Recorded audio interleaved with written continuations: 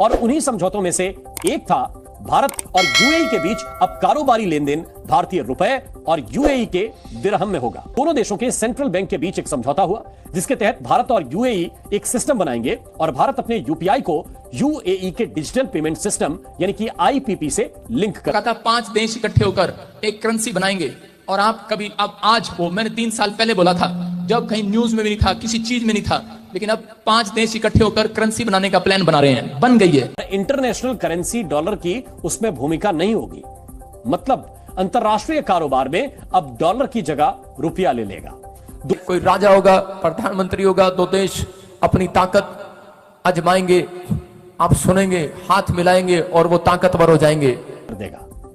दुनिया के किसी देश से भारत का इस तरह का यह पहला समझौता है।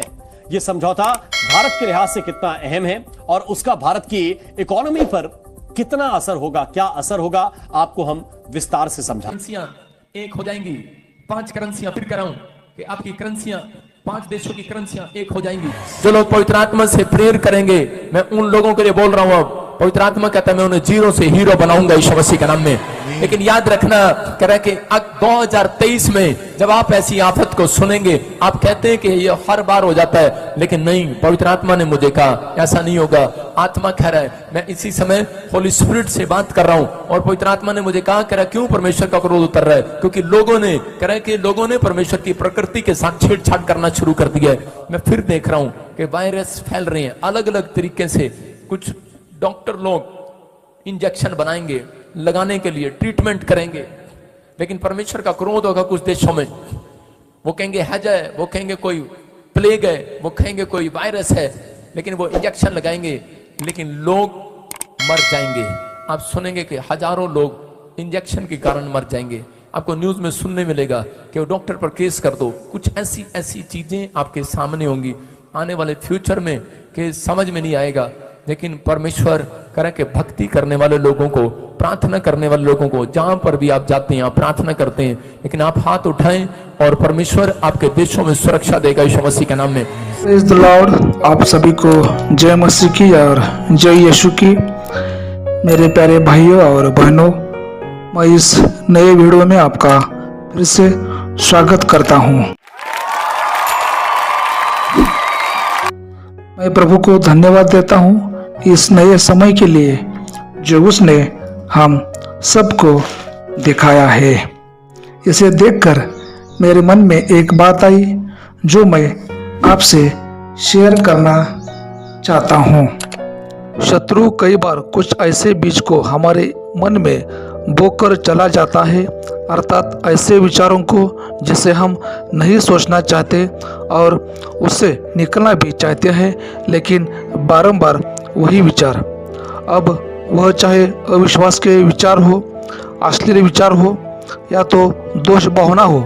बाइबल एक रहस्य को बताती है कि प्रभु यीशु खोपड़ी नामक स्थान में मारे गए और उस जगह उनका लहू भी बहा।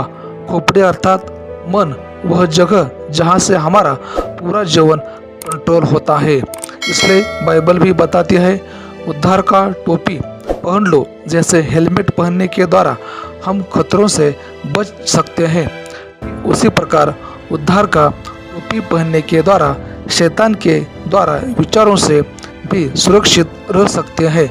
और उद्धार का टोपी तो यीशु का लहू है, और जब हम इसको इस्तेमाल करते हैं तो शैतान के बीज अर्थात वह विचार नष्ट हो जाते हैं जिससे हम संघर्ष कर रहे हैं। इसलिए जब भी आप देखें कि आप सही तरीके से चल रहे हैं, लेकिन फिर भी कुछ विचार लगातार आपको परेशान कर रहे हैं, तो यीशु के लहू का इस्तेमाल करें। यीशु का लहू इस्तेमाल करने के लिए पहला ईमानदार हो, दूसरा विश्वास करें और तीसरा प्रार्थना और ऊंची आवाज के द्वारा स्तुति अंगीकार के साथ यीशु के लहू को इस्तेमाल करें। ऐसा करने के द्वारा ही हम लहू को सक्रिय करते हैं।